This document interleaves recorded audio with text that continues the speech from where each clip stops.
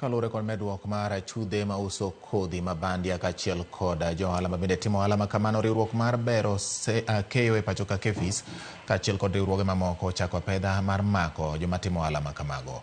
Kalure kod jalup jata tije mar KEPHIS e hoho mar okak Thomas Kosiom, nyaka gie sani gisendhiyo ji mathoth ma osedonjore kendo uso kodhi ma bandia e gwenge mopogore opogore thurka.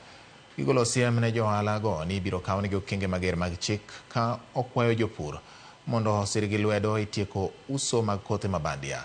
Kosiom oriw lwedo kod jotelo mamoko kamoting'o Kenneth Muteti mabendo yango ni kodhi ma bandia osethiro keyo ma pacho ka kendo kelo nok mar chiemo thurka. Where farmers have reported or we have received the reports on the sale of fake seeds. In Kitale region, we have arrested several people who are found selling fake seed.